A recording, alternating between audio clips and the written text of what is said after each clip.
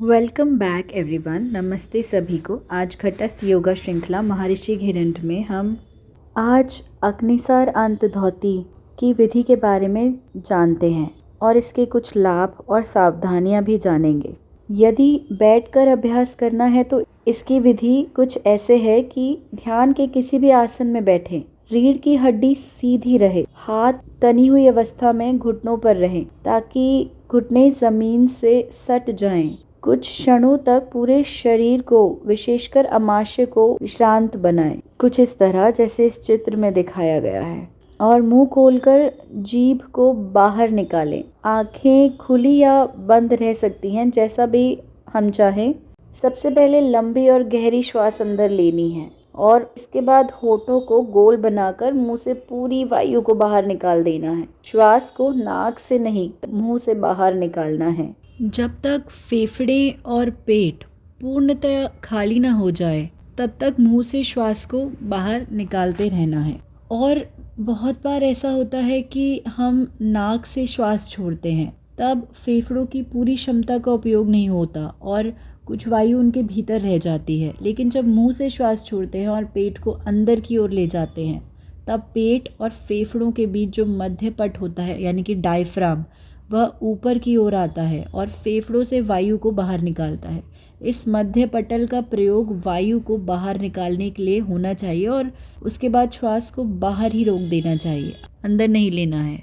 और श्वास को रोककर पेट को जल्दी जल्दी अंदर बाहर करना है। आरंभ में एक भई कुंभक में पेट को 15 बार आगे पीछे किया जा सकता है और जब 15 बार हो जाए तब भी श्वास नहीं लेनी है। सबसे पहले अपने शरीर को विश्राम की अवस्था में लाना होगा और यह ख्याल रखना है कि हमारी सभी मांसपेशियां अपने स्थान पर आ गई हैं।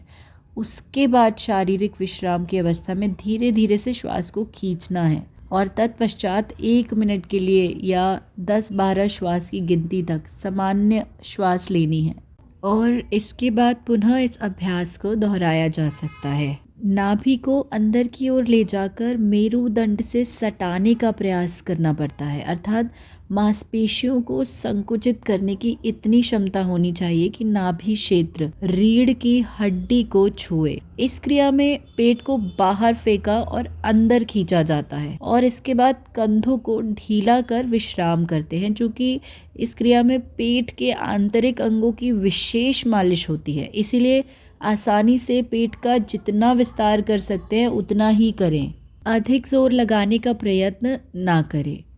यदि अब खड़े होकर अग्निसार अंतर्ध्वति का अभ्यास करना है तो दोनों पैर फैलाकर खड़े हो जाइए और दोनों पैरों के बीच लगभग आधे फुट का अंतर हो। घुटनों को थोड़ा मोड़ लेना है और आगे झुककर दोनों हाथों को घुटनों पर रखना है। हाथ सीधे रखने हैं, पेट की ओर देखना है। घुटनों को हाथ का सहारा दिया जाता है ताकि रीढ़ की हड्डी यथासंभव सीधी रहे।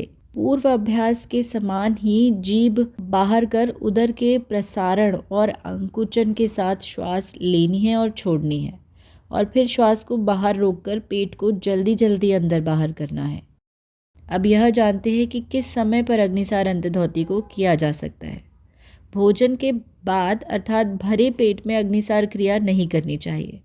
इस अभ्यास को करने का उत्तम समय प्रातःकाल ही है। सामान्य व्यक्ति इस क्रिया को कम से कम 3 और अधिक से अधिक 5 बार दोहरा सकता है।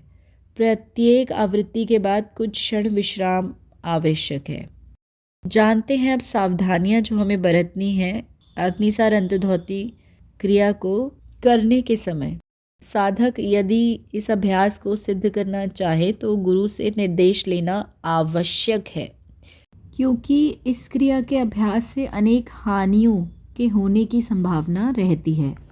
और अग्निसार अंतर्ध्वति योगाभ्यास भी खाली पेट ही करना चाहिए। इसके अभ्यास से शरीर के अंदर तंत्रिका तंत्र तीव्र उत्तेजना उत्पन्न होती है और जब हमारे तंत्रिका तंत्र में तीव्र उत्तेजना उत्पन्न होती है तो उससे हमारे हृदय संस्थान, रक्त परिसंचरण तंत्र और श्वसन तंत्र पर बहुत जोर पड़ता है। इसीलिए यह अभ्यास हृदय रोग, उच्च रक्तचाप, पेट या अमाशय में हर्निया और दमा जैसे रोगों से पीड़ित व्यक्तियों के लिए वर्जित है और गर्भावस्था में इसका अभ्यास वर्जित है। परंतु प्रसव के बाद इसका अभ्यास बहुत उपयोगी कहा गया है। इस प्रकार षटकर्म की जो क्रियाएं हैं उनका अभ्यास करके उनमें पूर्णता प्राप्त करने के लिए शरीर का स्वस्थ होना अत्यंत आवश्यक है।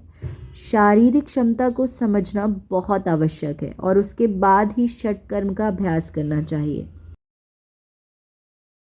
यहाँ तक सुनने के लिए धन्यवाद। अब कल जारी रखेंगे।